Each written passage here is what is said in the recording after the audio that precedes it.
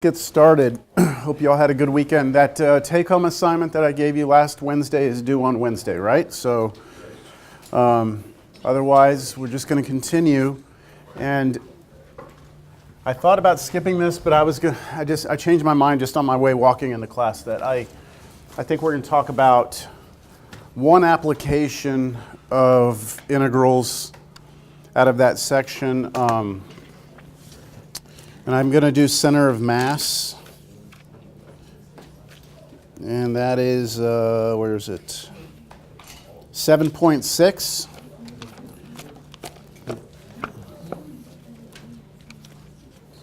So the idea here is that, we spend a lot of time here trying to figure out how to calculate integrals. But when you get to a different class, physics, chemistry, they just give you a problem and then you use the integral. So there's not a whole lot of explanation as to where it comes from or why we do it. But that's what I'm going to do right now. I'm going to give you a problem and then we're going to just see how you would go about using calculus and integration to solve it. So let's say that you have a region bounded by two functions. And this should look very familiar to us, right?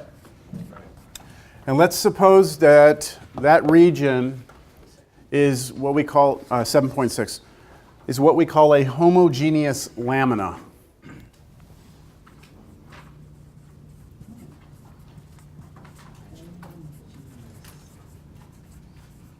Okay, a homogeneous, I think I spelt that right. Not important. All right, so let me explain what a homogeneous lamina is. We take this two-dimensional sheet of paper, so we're not going to take into account the thickness of this page, okay? We're just going to say, let's just say this is two-dimensional, all right? Then we would consider this to be homogeneous, meaning that if I take this and I tear it in half, like perfectly in half, and I weigh the two, they're going to weigh exactly the same. And that means that the density at each point is the same. So the density is uniform. Does that make sense? Now we know in reality this is made out of wood fibers and it's not truly homogeneous, but that's what we're going to assume, all right? That we have a homogeneous lamina that has the same density at every point. Make sense? Okay, then what we're interested in is finding the center of mass of that lamina. So where is its center of mass? And if you take a homogeneous lamina and you make some weird shape out of it, I'm trying to make it a weird shape. There we go. Then we could ask ourselves, where's the center of mass of this? Make sense? Okay, so one way you can do it physically is if you can somehow like hang this from like maybe a thumbtack or something and let it hang, and then drop a straight line down, straight to the center of the earth. Okay, and then you take another point and do the same thing and let it hang, then where they intersect would be your center of mass. And it's always good to have maybe a third point. I don't know, maybe here. Well, it's good to maybe have a third point just to make sure that you're getting it. So if I do there and hang, so it looks like that's the center of mass. So basically, if this wasn't flexible, I could balance this object on that center, on that point. And in physics, the reason this is important is because you have these objects. Now in physics, we work with three-dimensional things, but we can find centers of mass of three-dimensional things also, but that's Cal 3, and we're not going to talk about it here. What we do in physics is we take some object that has some weird shape. Instead of looking at it as a weird shape, we look at it as a point mass, as a single point with a certain mass, and forget all the outside stuff. And to do that, we need to figure out where that center of mass is. So if you have a region that's bounded by two functions, then we have a formula for actually figuring out where that center of mass is. Now let's just call that point, I don't know, I'm just going to guess that it's somewhere around here. We call that point the centroid. Okay, that's called the centroid of the lamina. And it has an x and a y coordinate, right? And that's what we'd be interested in knowing. And so we call it x bar and y bar. That's your center of mass. Now, the way we find this, and again, I'm not going to get into the development of where the formula comes from. It's just here it is. Here's what we would do. We take x bar will be equal to 1 over a integral from a to b of x times f of x minus g of x dx. All right, and y bar will be 1 over a integral from a to b, and then f squared minus g squared, yeah. 1/2, sorry. 1/2 the quantity f squared of x minus g squared of x dx. Now, that's the formula for x bar and y bar. Now, the question, what's up? Oh, it looks like something? Yeah. A little bit, yeah. Yeah, I'm not going to show you how we get to these formulas, okay, just because of time. Yes? So the bar notates that it's going to be the centroid? The bar isn't letting you know that it is the x coordinate. So this point right here, this is a number, right? Like this is, we have an x and a y coordinate for this point. The x coordinate can be found by doing that. The y coordinate can be found by doing that. Now, I should label here, this is a and b. I mean, I think we all kind of knew that, but that's a and b there. So this is a formula for finding the x coordinate and a formula for finding the y coordinate. Now, there's one thing in the formula that we haven't discussed what it is. A. So what's capital A? What do you think it is? Area. The area. So the area A in this formula is the area between those curves, which is a formula we know, right? That would be the integral from a to b of f of x minus g of x dx. So you actually have to do this integral to get a, right? That definite integral. Once you figure out what that number is, you'll just plug it in right here. You'll take its reciprocal. And then you have to do this computation to find the rest. Okay? So what I thought we would do here is I would give you a specific problem, and we would find its center of mass, but we're not going to do any of the calculations by hand. We're going to use Wolfram Alpha to do everything for us. Just to show you how you could really, once you like kind of learn how to use online tools, you can do this stuff without any theory, I guess, once you have the formulas. All right, so let me leave those up on the board. Well, you know, I think I might erase those because you got to be able to see the screen. Let's do the following region. I guess I can squeeze it in. So this is to find the center of mass of the region? Yes. Yep. Now, again, this is a two-dimensional lamina that has uniform density. Now, if your lamina does not have uniform density, but you know the density at each point, then you can also still do it. And in Cal 3, that's what we do. We take what we're called non-homogeneous laminas, and then we do non-homogeneous solids. Do the same thing. We'll have, for three-dimensional objects, you'll have x bar, y bar, z bar, and you'll have formulas for each one.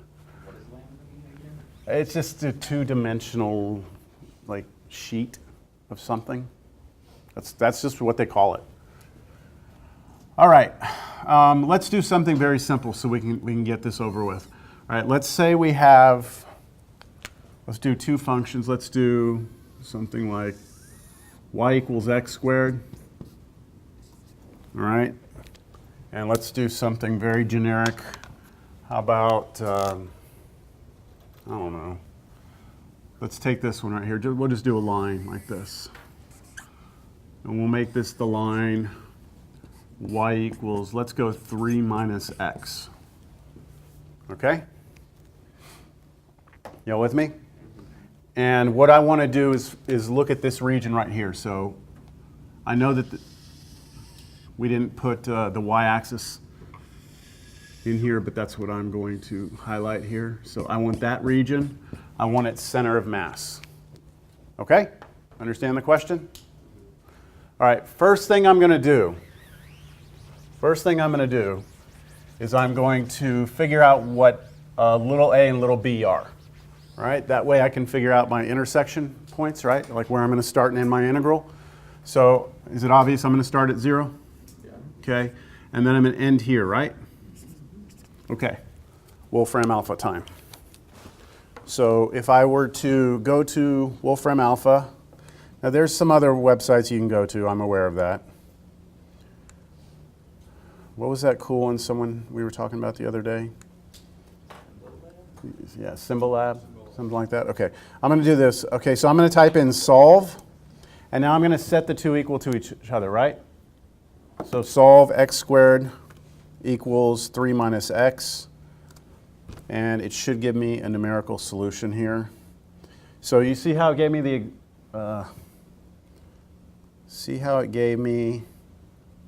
the exact solution here with the roots. If I just go to approximate forms, it's going to take me to the decimal. So 2.3028, okay? So all my integrals are going to be going from, oh wait, that's only one of them, hold on. That was, I didn't see the negative, there it is. Do y'all see that there? 1.3028? Okay, so this negative one was the one back here, right? So our integral is going to go from 0 to 1.3028, and it probably goes out more decimals, but I think 4 decimal points is good enough, right? Understand? Okay.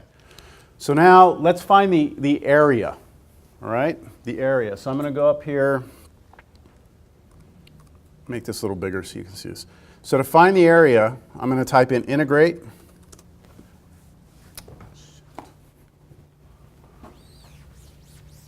You all don't need that, right?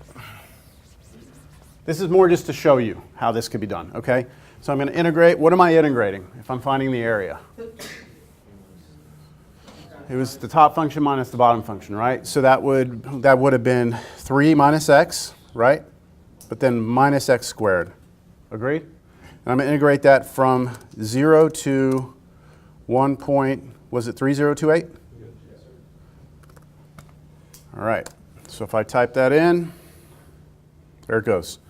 2.32. So now I think what I can do is I can say, that's area, right? So 1 divided by that. Does it now? It didn't do it. All right, fine. It spit the answer in there. 1 divided by that. 0.43, whoa, it went a couple of decimal places, didn't it? So let's just go with, we know that area was 2.32268, right? But we, in our formula, need 1 over area. So that's going to be 0.4305. Let's go 4 decimal places, right? Good enough? All right, now we're ready for the next part, which is to find x bar, right? And x bar is, what did I say? 1 over area, so 0.4305 integral from a to, what was b? 1.3028, and then it was x times the difference of the functions, which would have been 3 minus x squared, right, dx? So all I'm really going to be doing is like distributing an x through here. All right, so I'm going to have the computer do that for me now. So I'm going to type in 0.4305 times integrate. Does that make sense, what I just did? Hopefully the computer will do it. How about 3x minus x squared minus x cubed from 0 to 1.3028. You agree with me?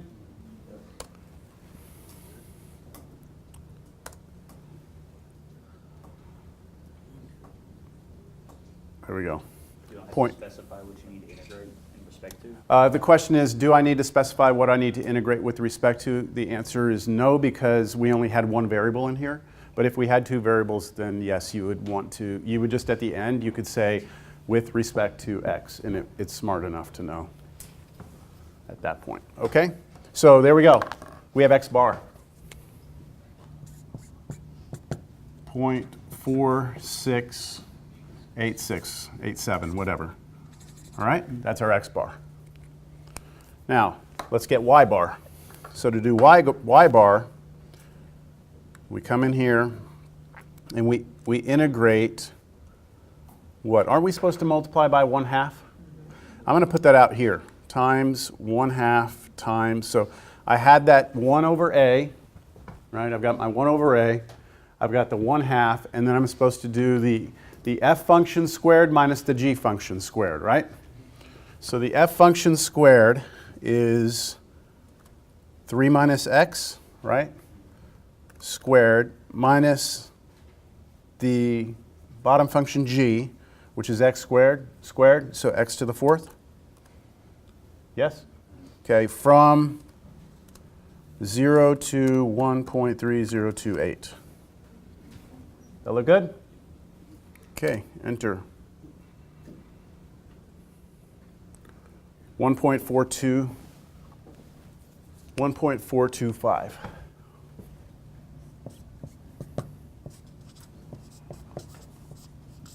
There it is.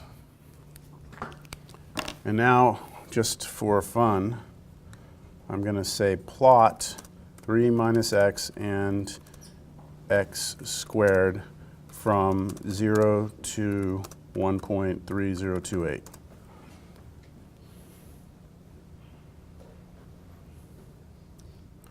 See what it does there. There it is. Okay, so there's our graph, right? Man, I keep on getting zapped every time I stand up, touch something. 0.4687. So here's 0.2, yeah, 0.4.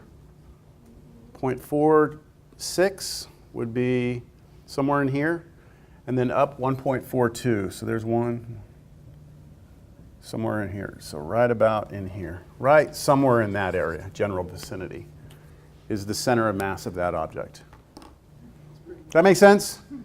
Okay, so you see how quickly it wasn't that quick, almost 20 minutes, but you get the idea that in the real world, it's not so much about can you do the integrals as it is about can you, just use them in conjunction with technology. Now, this technology wasn't here 10 years ago, right?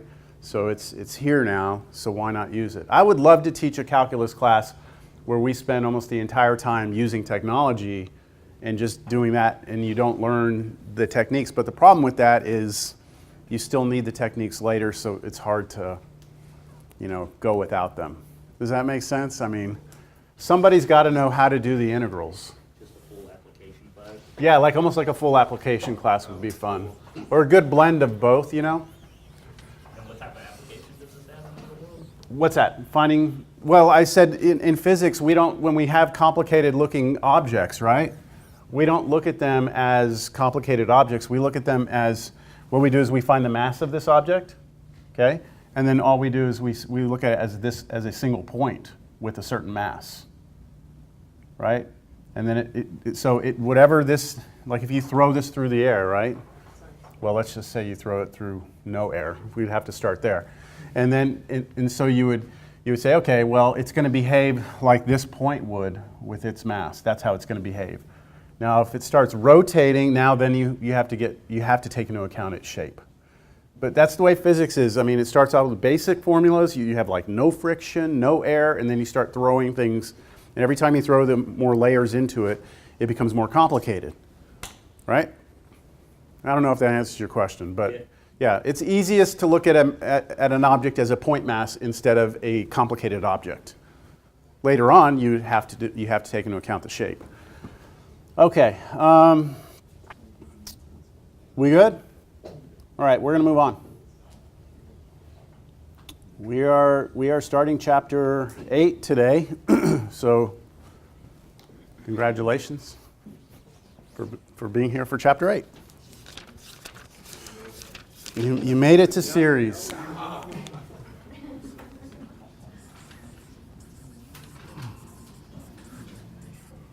All right, and 8.1 is called sequences.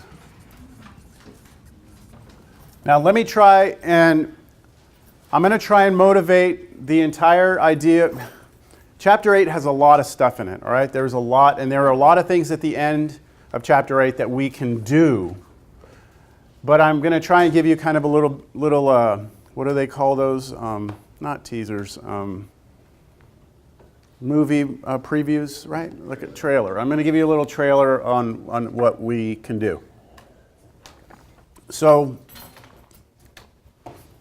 one thing that we will discover later on is that you can, any function that you've ever dealt with in your life, okay? Any function out there can be represented as an infinite series of power functions. So what do I mean by that? E to the x is equivalent to 1 plus x squared over 2 plus x cubed over 6 plus x to the 4th over 24 plus, I may have shown this to you a long time ago. Does this look familiar or no? Maybe the first day of class, yeah. So if we plug in a number into this on our calculator, we would get a decimal answer. Like if we put 2 here, we would get an answer. But if we put 2 here, 2 here, 2 here, 2 here, we're going to get an answer that's very close to that answer. And there's a pattern to this, okay? There's a pattern in this formula that we would need to kind of see here. I mean, this one has an obvious pattern, that the powers on x keep on going up by 1, right? And then the denominators, well, this is 1, 1, then 2, then 6, then 24, and then the next one is actually 120. Yeah, it's a factorial, but we haven't talked about that. I'm going to assume you have no idea what a factorial is, so I'm not going to say factorial. But these are factorials, right? So whatever. But there's some pattern in the denominators. And so I could go and get the next one. So this function that we're familiar with can be represented as a series. So a series is simply just adding up a bunch of things. Okay, that's what a series is. In this case, this series never stops. It keeps going. So we call this an infinite series. So all functions can be represented as an infinite series of power functions. Now, each of these are just powers of x, right? So when I say power function, I mean like x to the first power, x to the second power, x to the third power, something like that. Every function that you've ever dealt with can be written like this. All right? Is that a question? Yeah, Okay. Is the integral a series then? Because you're adding a bunch of sums? So if yes and no. If we wanted to integrate e to the x, right? We would just say the answer is e to the x, right? But I'm telling you that if you wanted to integrate it, you could also integrate this. 1 plus x squared over 2 plus x cubed over 6 plus x to the 4th over 24 plus ... And that would go forever. But if you integrate this, we know the answer is e to the x, but we could also integrate this. Now, how would you integrate this? Well, they're all additions, right? So just one at a time, right? So check this out. What would we get? What happens if you integrate 1? What do you get? X. What happens if you integrate this? 1/2 x squared. Okay. And then plus, now integrate this one. So you're going to get a 3 here, right? But then another 3 on the bottom, and 3 times 2 is 6, right? So you get 1/6 x cubed, and then plus, let's do one more. This one, integrate that, you get a 4, right? And then you have to put a 4 on the bottom. So x to the 4th over 24. And check this out. Do you see that this is this with one exception? We don't have the 1, do we? We don't have the 1, but isn't this supposed to have plus a constant? Didn't we always say that our antiderivative would be off by a constant? Well, we're off by a constant. We're off by the constant 1. Do y'all see that? So integrating this, we could have done this without even talking about this stuff. But we know the answer should be e to the x, right? But when you do the power series and integrate it, you get e to the x. You get this, don't you? Now you can do this with any function, all right? So like, let's say you took the function sine x. What is its power series? What is its series, right? It has one, okay? It has one, and we're going to talk about it. And I'm not going to show it to you yet, but we will talk about what it is. So the question becomes, if you have a function, how do you turn it into its power series? How do you actually do that, right? And that's what we're going to do. In Chapter 8, we're going to figure out how to take a function, turn it into its power series. And this series right here has a name. This series right here is called in this case, this is called the Maclaurin series for e to the x. And sine x has a Maclaurin series, and then we have a more general idea called the Taylor series, but we'll get to that. Now, while I'm here, take the derivative of this real quick. Take the derivative of e to the x. So take derivative of that, what do you get? 0, derivative of this, derivative of this. 2 comes out, 2's cancel, x, derivative of this. 3 comes out, 1/2, x squared. One more. 4 comes out, reduces, 1/6, x to the third. And isn't this exactly this? Right? Okay, just wanted to show you that.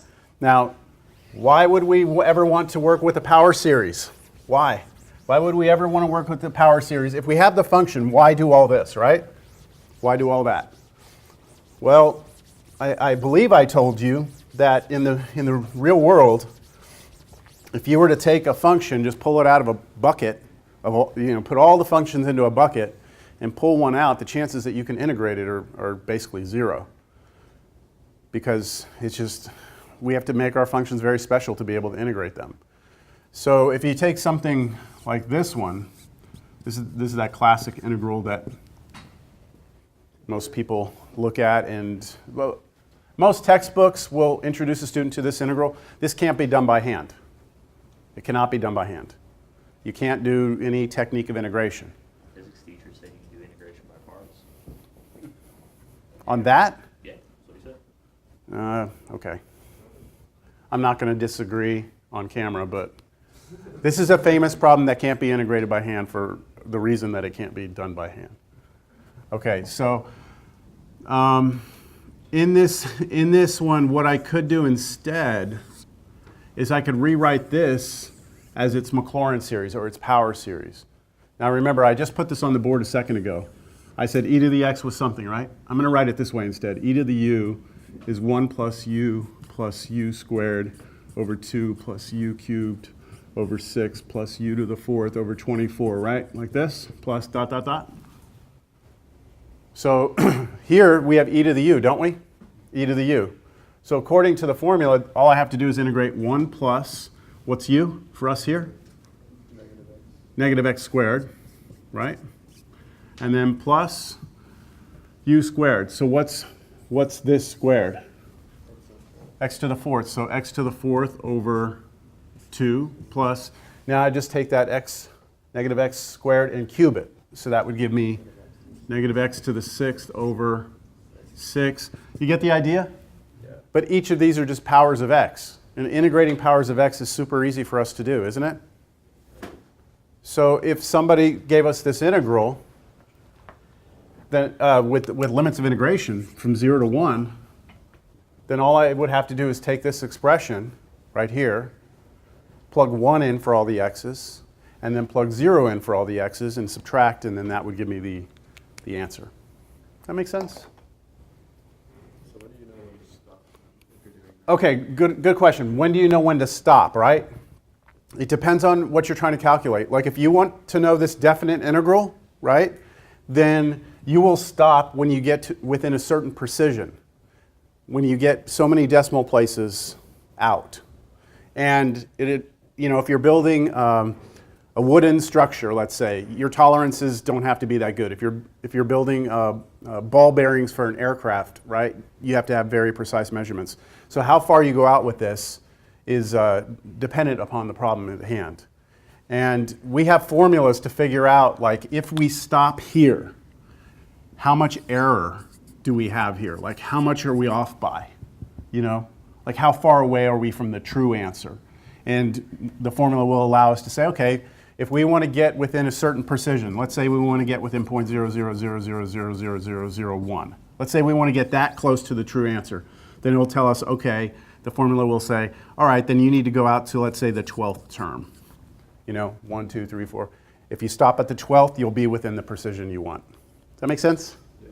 Okay, but that's all down the road. All right? So every function that you've ever really dealt with can be rewritten. In fact, there's a famous theorem called the Weierstrass theorem. It's a weird name. Weierstrass theorem says that basically you can take any continuous function, any nice curve, and approximate it with power functions as close as you ever want to get. So you can make it like as good as you want. I'm going to show you a different, I'm going to give you, I think, a different visualization here that you might appreciate a little bit. Hold on. I've got to find the file real quick. Is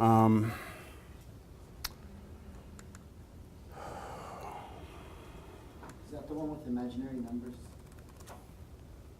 Which one? for the waves?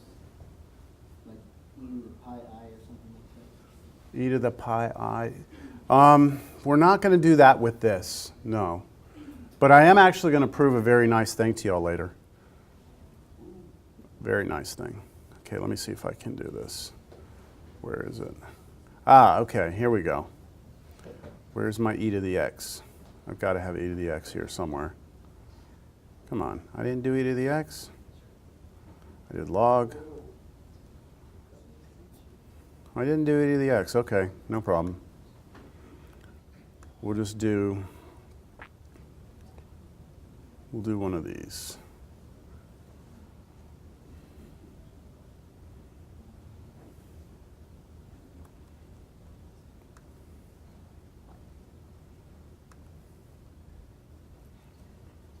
Give my computer a second. I'm re-evaluating the whole notebook. All right, let's do this one right here. All right, this is pretty cool. Do you all see this function right here, 1 over 1 plus x to the 7th, okay? Let's say that this is my function. If I asked you to integrate that right now, you would be in trouble, okay? You would not have much hope at all with this. Now, if it was like x to the 8th, you might be able to do some sort of trig sub, but even then it would be nasty. What I'm telling you is that we can come up with what's called the Maclaurin series for this, which would be an infinite, basically a series of powers of x that would basically be this function. So I'm about to show you that that's true. So first, you know how I said it's like something plus something plus something plus something? All right, right now I'm going to say, I'm just going to show you the first piece of it. The first piece of it is 1. Can you all see that? Now if I ask you to graph 1, right, like f of x equals 1, you're going to graph that black line, right? Now do you think that black line is a good approximation of this red curve right here? Because that's this function graphed by the computer. Is that black line a good approximation? No, right? Sucks, really bad. So let me give you what the second term is. What am I doing? You're moving the red. There we go. Okay. So what if I now say that instead of using 1, I'm going to use 1 minus x to the 7th. Is that one better? Is that black one better? It's better, right? Okay, but it still sucks. It's not great. Now what if I tell you what the next one is?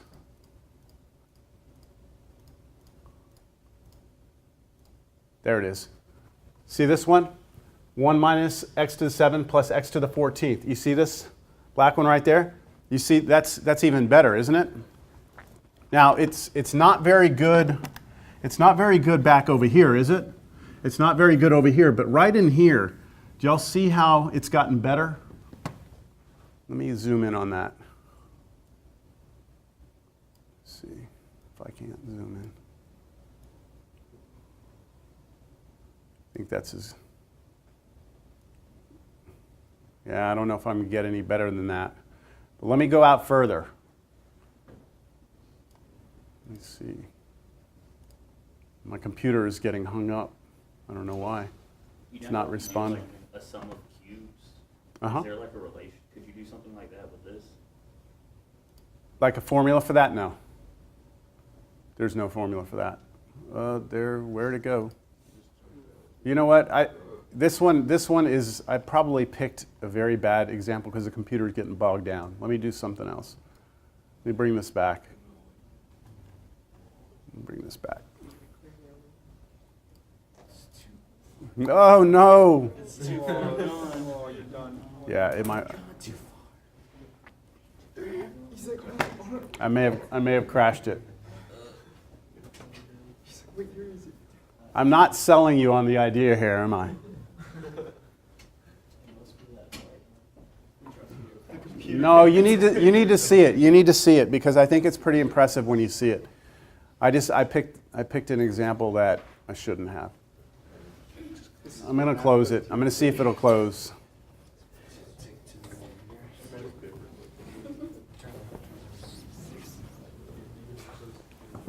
Come on, man.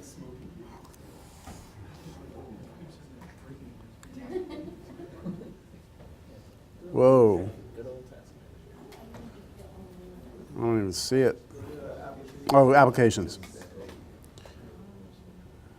PowerSeries.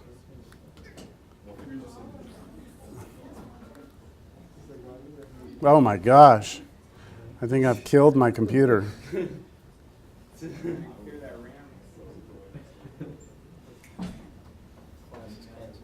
Yeah, class is canceled. Everybody, let's go.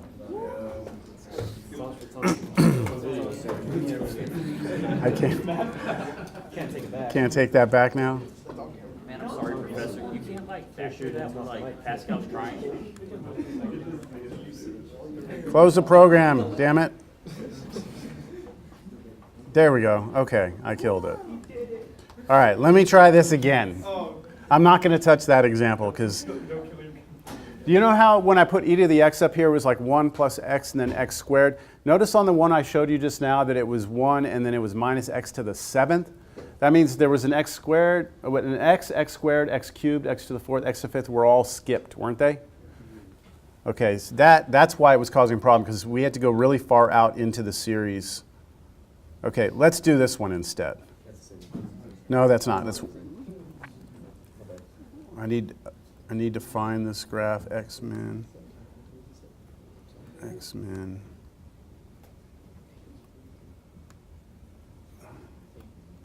This is going to be,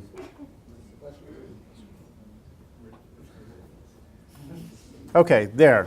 This one will go better, okay? This one will go better. 1 over 5 plus x. Now that function's not that bad, right? We could integrate that easily. But this will at least give you the flavor of what's happening. So I'm going to approximate it with 1/5. You see 1/5 there? I'm going to approximate it with that. And that's this line, and that sucks. So let me go out one more. Okay, how about I approximate it with 1/5 minus x over 25? Now that's a line. That's a little better, right? Still sucks. Okay, what if I go with that quadratic? You see that quadratic? That's better. How about that cubic? That 4th degree, 5th, 6th. Look what's happening here. Do you see that as I march off more of these terms? Now I've got to the end of what my code will do. But do you see that within a certain region, I've like put a function basically right on top of this one. And I have all these dotted ones that show the where it was. And you can see it's starting to converge to that function. Do y'all see that? It's starting to converge to that function. And that's the idea of a power series. This thing goes on forever. And if you could go forever, it's going to basically draw a curve that's right on top of that red curve. It's a crazy idea, but that's what's going on here. Let me try it with another one. No, not that one. Not that one. Not that one's. Those are all boring. Okay, this one. X to the 5th over 2 plus x. That would be hard to integrate. It's that red curve right there. Here I come with my, look at these. Look at them though. See how they're starting to converge in there? They keep on like jumping up and over, but it's kind of marching its way up the function. Do y'all get it?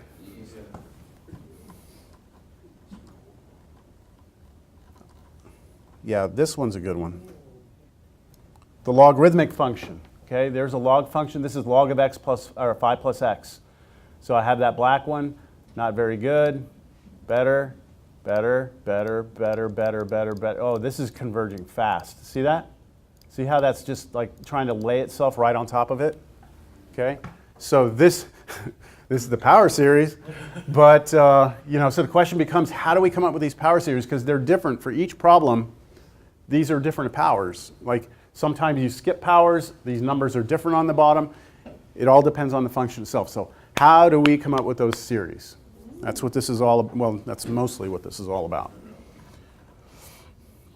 Here's a rational function, like a college algebra rational function. I can start to, whoa, where am I? There it is. Okay, so I'm working on that piece right there. Let me go back. See that right there? Bad, better, better, better, better. Okay? I think I just killed it again. Killed it again. Okay. No, I'm trying to hide it. Oh, it's gone. It's gone. It's okay. All right, there we go. That's it. I hope that that's some motivation. Now, someone was asking about the I thing. I'll show this to you all later. We'll have to build up to it. We're not ready for it. But some of you may have seen this before. What's considered to be the most beautiful equation in math. Have you all ever seen that before? I've heard of that. People argue that this is the most beautiful equation in math. Now, it's subjective, okay? I mean, of course, beauty is subjective, right? But here's why this is argued to be the most beautiful equation in math. First of all, it's an equation, which means that statement is true, okay? Like 1 plus 1 equals 2. That's what this is saying. The reason why people argue that it's the most beautiful equation is because it contains all of the nice numbers in mathematics, right? Like it contains pi, which we know is related to circles, right? It's always your circumference over your diameter, right? You take any circle, draw it, its circumference divided by its diameter is pi. E, well, we already know E is that very special base. It's about 2.718, but it's the base of the exponential function, and it's the only function that is its own derivative, right? Like that's the whole beauty of E, is e to the x is the only function that exists that is its own derivative. So it's very special, and we see it in other places. And then I, of course, is the square root of -1, which is an imaginary number. All right, so we've seen that before. And you may not look at 0 and 1 as being important, but they're actually really important because 1 is called the multiplicative identity. And this is something we take for granted, but 1 is the only number in our number system that when you multiply anything by it, you get back whatever you started with, right? So 4 times 1 is 4, 5 times 1 is 5. That's called a multiplicative identity, and not every number system out there has that. So do y'all remember ever hearing something called the 12 field axioms? This probably... No, I doubt you have. Okay, the 12 field axioms. No? Okay. So with our number system, we have a lot of structure to it. And there's actually 12 things that our number system has in it. And those 12 things create what's called a field. And one of the requirements is to have a field is that your system must have a multiplicative identity in it. And we do, and it's 1. We also have 0, which is, what do you think that's called in our field? Not the multiplicative identity, the additive identity. Because if you add anything to 0, what do you get? What you started with, right? What you started with. So these things are taken for granted, but they're important parts of what's required to become a field. You can have number systems that are not fields. I feel like I'm going to go way off too much on a tangent right now. Where do they use other number systems Well, that aren't fields? the question is more not where do we use other systems that aren't fields. The question becomes what does it take to become a field? Let me give you an example. Let me just say, let me give you these numbers. Don't me. I'm gonna make you think. Maybe you can think like this, maybe you can't. Okay? All right, I'm gonna give you all those numbers, okay? 0, 1, 2, 3 forever. No decimals in there, no 1.5. Just those are the only numbers that exist in our universe, okay? All right. My first question, or I'm going to define two operations on this. I'm going to define multiplication, old school multiplication symbol, and I'm going to define addition. Those two operations. You're familiar with these, aren't you? Okay. So my first question is this operation, or is this number system, is it closed under multiplication? What I mean by that is, if you take any two numbers in here and multiply them, is your answer in here? Yes? Y'all agree? If I take any two numbers in there, multiply them, the answer must be in here. Okay. Is it closed under addition? No. If I take any two numbers in there, add them together, will your answer be in there? Yes? Okay, I agree with you. So we've already set up two conditions to be a field. You have to have two what we call binary operations. We have them. And we have closure, which means that when you take them and multiply them, or multiply or add, the answer's still in there. Okay? With me? Okay, now, more conditions. Do I have a multiplicative identity in there? Yes? Okay, so what would be the multiplicative identity? 1. In here it's 1. Multiply any of those numbers by 1 and you're going to get back itself. Do I have an additive identity? Is it in there? 0? Okay. So those are some of the conditions. We have like 4 conditions so far.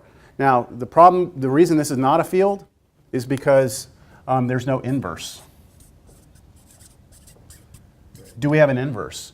Inverse means if I take the number 3, okay, if I take the number 3, do I have something I can multiply it by to get back the multiplicative identity?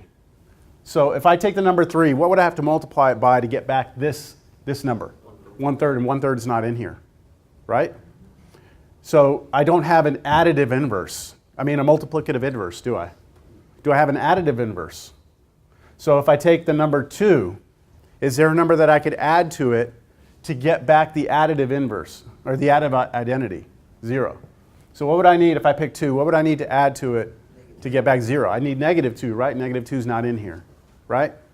So this has this, it has this, it has this, it has this, but then it starts to fall apart when you talk about other things, right? So this does not form a field. This would be a smaller, it has less structure to it, okay?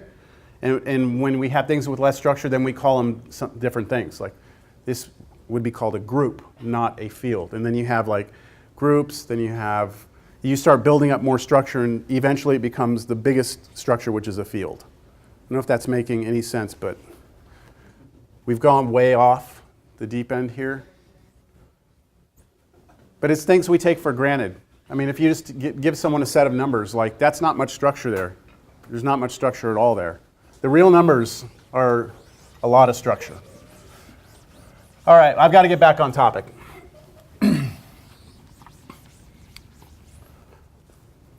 Let's define a sequence. This chapter is called series, but we're going to start with sequences. All right, so here we go. I'm going to start with this idea. I'm going to give you a function, f of x equals x squared. Okay? We all know what this looks like? If I ask you to graph it, right?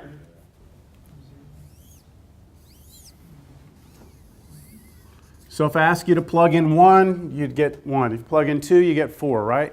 If you plug in 0.2, you're going to get a number, right? You're allowed to plug fractions into this, aren't you? Okay, so that means as I start to graph it here, 1, I get 1, 2, I get 4. But when I fill in all the other points, that fills in all this, and I get a nice solid curve, don't I? Okay. That is a function. And the way we could represent this function is that this function f, we could say, goes from the real numbers into the real numbers. Look at that notation. This function f takes in a real number, right? And it spits out a real number. Understand that notation? Input, output. Now, I want to talk about a different set of numbers right now, not the real numbers. I want to talk about this set of numbers. Have y'all ever seen this notation before? That's like a double, this is called a double struck R, capital R. This is a double struck N, capital N.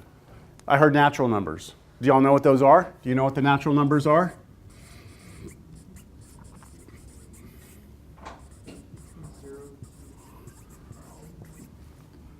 It's the set of numbers 0, not 0. 0 is not a natural number. 1, 2, 3, 4, forever. The counting numbers. Yep. So if you believe in this, as humans were progressing mentally, our number system actually started out with these numbers. This is where we started. 1, 2, 3, 4. And then what do you think came after this? After we start, because when we used to be like, I will give you 3 bushels of corn for your 2 sheep. Or you know what I'm saying? Like, we needed these numbers to count. But then what came next after natural numbers? What do you think came next? The negatives. And then after that, what do you think came? 0. 0 came next. Like 0 was a pretty profound idea. That's not important. I want to explain why I'm saying natural numbers. These were the ones that naturally we started with. Naturally, these were the ones we started with, okay? 1, 2, 3, 4, 5. We didn't have 0, we didn't have negatives, we didn't understand those concepts. All right? So that's the natural numbers. So what if I tell you that I'm going to define a new function for you here? I'm going to call it f, okay? But this function, I actually want it to go from the natural numbers to the reals. I'm telling you that you're only allowed to plug in these numbers, okay? You can only plug in 1, 2, 3. You can't plug in 0, you can't plug in 1.5, you can't plug in any fractions, you can't plug in pi, okay? But I define my function to still be x squared. Then can you graph it, and what does it look like? You think you can graph this? Say that again? You just said that in here. Okay, so which part? I'll just start here. So I'm saying, look, I want you to consider a function that goes from the natural numbers to the real numbers. Here's the same function. Here's the function. I'm telling you what it is. Can you draw a picture of what this looks like? That's my question. Can you draw that? Okay, so what would it look like? There'd be holes in it, yep. So could you plug in 0? No. Could you plug in 1? Yes, and if you plugged in 1, what would you get? 1. So I put a dot here, right? Could I plug in 2? Yes. Could I go up here? It'd be what, 4? Okay, and then I could plug in 3, right? And I would have something else way up here. But it's going to be a bunch of dots, isn't it? It's not a nice, smooth, continuous curve, is it? Okay? So this is a sequence. This is what a sequence looks like. It's basically a bunch of dots. You always start at 1, then you have an output. 2, you have an output. 3, you have an output. So it's almost like you're just picking off just certain values off of this curve. Does that make sense? Now, because it can be confusing, right? Like if I walk into class and I say, hey everyone, let's draw that, everyone's going to draw this, right? But if I was like, no, I meant this, how am I going to let you know, right? So one thing we could do is we could make an adjustment where we don't use the variable x anymore. And we use n instead and say n squared. And then that kind of tips you off that, look, we only use n when we're talking about natural numbers as your domain, right? Your inputs can only be natural numbers. That would help, wouldn't it, if we wrote it this way instead? Yeah. Okay. But even that can be confusing. So the ultimate notation that we would use for this is as follows. A subscript n equals n squared. So we chunk this. We say, yeah, that's better, but let's do this instead. Now, look, this right here is just like, the A is like the F was, okay? It's just we use A for sequences instead of F. All right? and then we subscript instead of putting it in parentheses. So a sub n, a subscript n, equals n squared is the notation to represent that function restricted to the natural numbers. Follow? Now, with that said, we can go back up to, let's actually write out, for that same example, couldn't we say then that this, if we start plugging in values, right? What would our first number in the sequence be? 1. What would our second number in the sequence be? 4. And then our third number would be 9. And then our fourth number would be 16, right? And so on and so forth. So when we write a sequence out, here's how we would write it in its explicit form. This is the formula for it, right? This is the list of numbers it creates. I don't necessarily need to write all this out. So what I do instead is I write the sequence like this. A set of braces, 1, 4, 9, 16, 25, ... Close the brace off. There's the sequence of numbers. Right? That's just the outputs, right? So all I'm doing is listing the outputs here in this list. So if someone were to present us with this list, we would have to understand that that is a sub 1, that that is a sub 2, that that is a sub 3, right? So we'd be telling ourselves, hey, look, when we plug in 1, we get 1. When we plug in 2, we get 4. When we plug in 3, we get 9, right? Make sense? Okay, so a sequence is a function from the natural numbers to the real numbers. That's what it is. That's the definition of a sequence. It's a function from the natural numbers to the real numbers. So then with that, it can't be anything negative. What can't be negative? The sequence itself. The numbers in here, the outputs can be negative.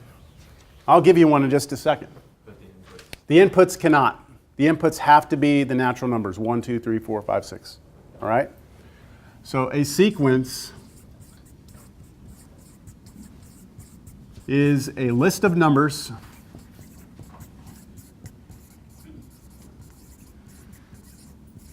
generated from a function from the natural numbers into the real numbers.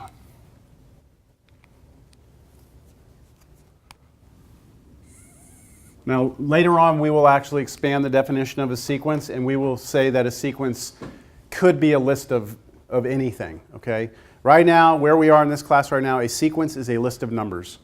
But generally speaking, a sequence can be a list of functions. You could just list out a bunch of functions.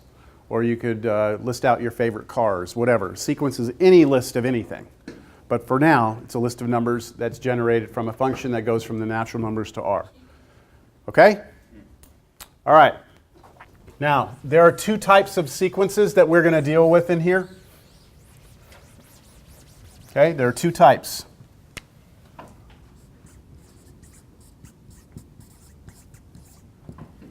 One, finite sequences.